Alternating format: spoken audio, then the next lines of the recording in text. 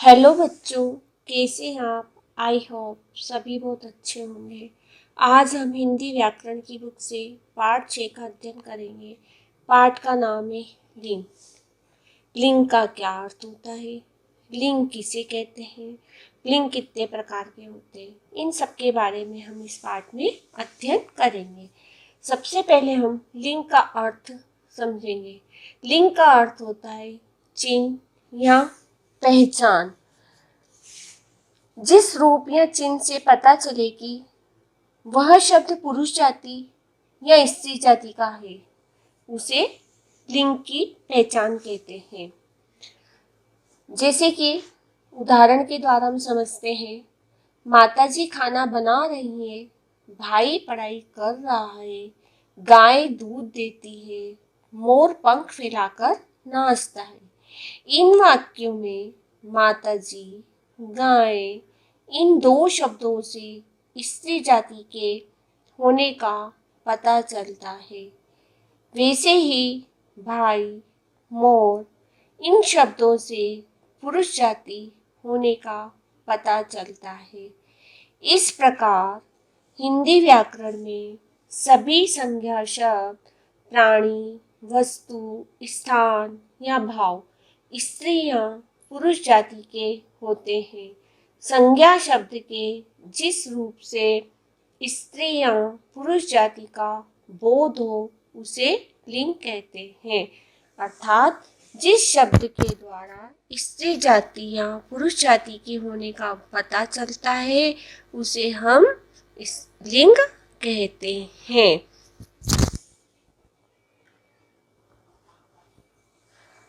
अब यहाँ हम चित्र के माध्यम से जानेंगे। रजत के जन्मदिन पर उसके दादा, दादी, चाचा, चाची, मामा, मामी सभी आए।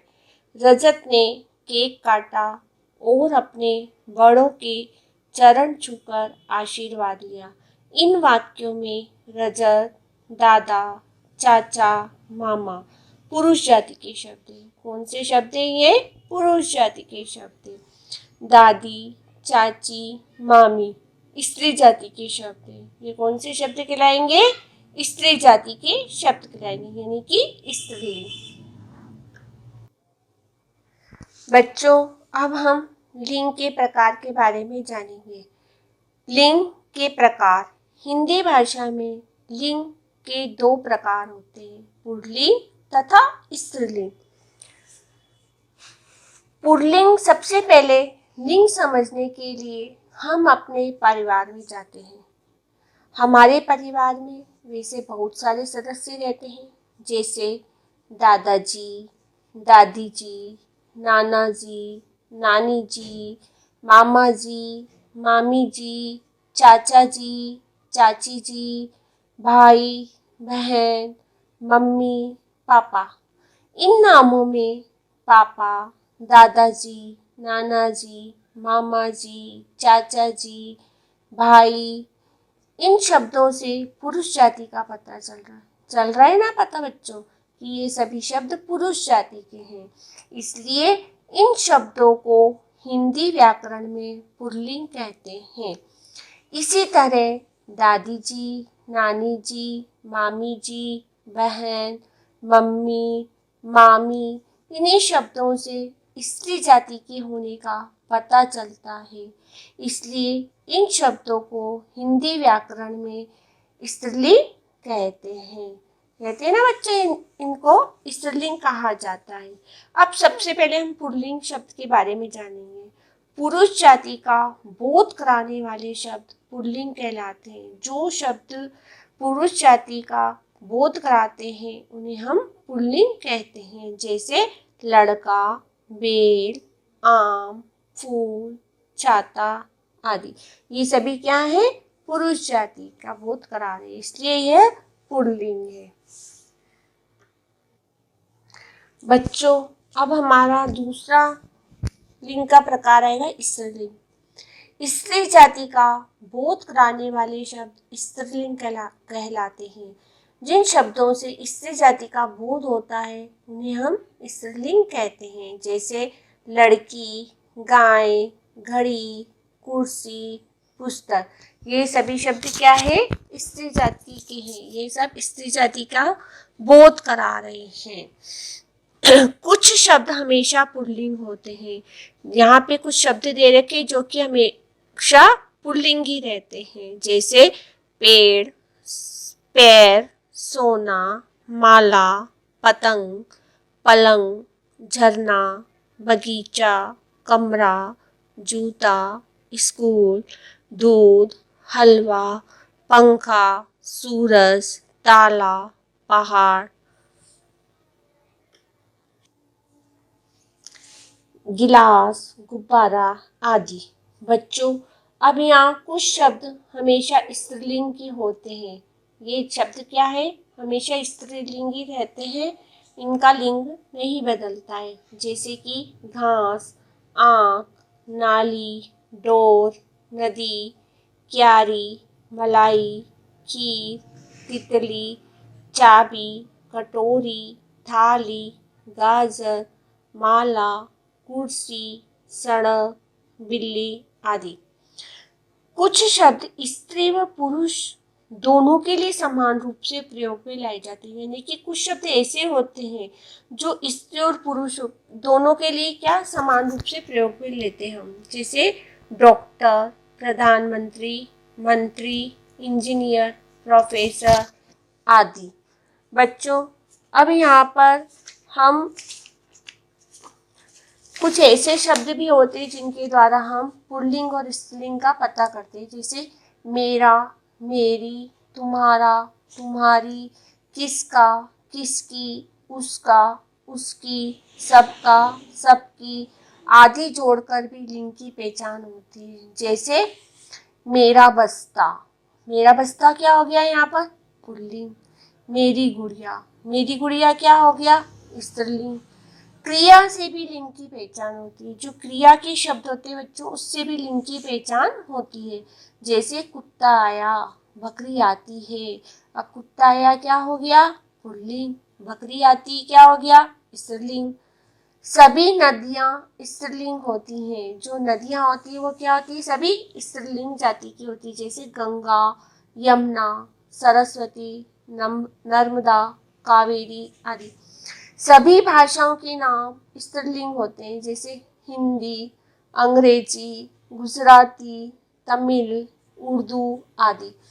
कुछ शब्द सदैव पुल्लिंग होते हैं, जैसे कौवा, तोता, बगुला, उल्लू, चीता, भेड़िया, मच्छर आदि।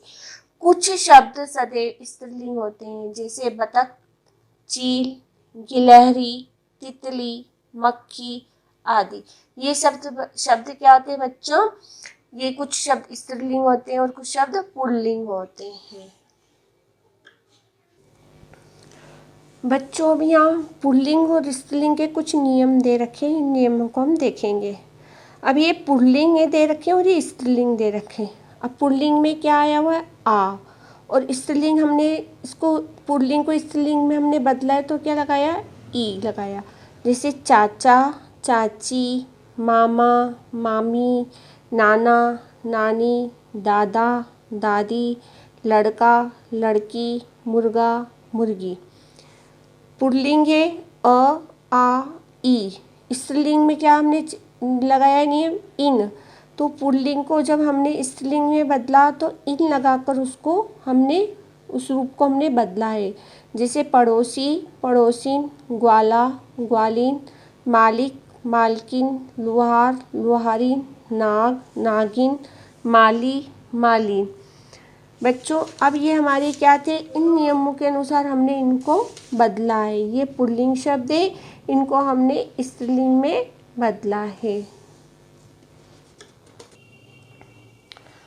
बच्चों, अब यह देखिए पुल्लिंग और स्त्रीलिंग। अ को हमने किस में? नी और आनी लगाकर बदला है, जैसे जेठ, जेठानी, सिंह, सिंहनी, मोर, मोरनी। इसी तरह आ को इया में हमने इया लगाकर हमने स्त्रीलिंग बनाया है। पुल्लिंग आ, जब हमने स्त्रीलिंग में इया लगाकर उसको हमने बनाया है शब्द चूहा, चुईया, गुड्डा, गुड़िया, बूढ़ा, बुढ़िया। इसी तरह क पुल्लिंग क्या है क, और स्त्रीलिंग हमने इका लगाकर हमने बदला है गायक, गायिका, शिक्षक, शिक्षिका, लेखक, लेखिका, बालक, बालिका, पाठक, पाठिका, अध्यापक, अध्यापिका, सेवक, सेविका। इसी तरह नर, मादा, पति, पत्नी, बैल, गाय, भाई, बहन, विद्वान, विदुषी, सम्राट, सम्राज्ञी, श्रीमान, श्रीमती, कवि, कवित्री। ये सब क्या थे बच्चों? पुल्लिंग से हमने स्त्रीलिंग बनाया है। वैसे भी हमारे आसपास काम करने वाले अनेक व्यक्ति हैं।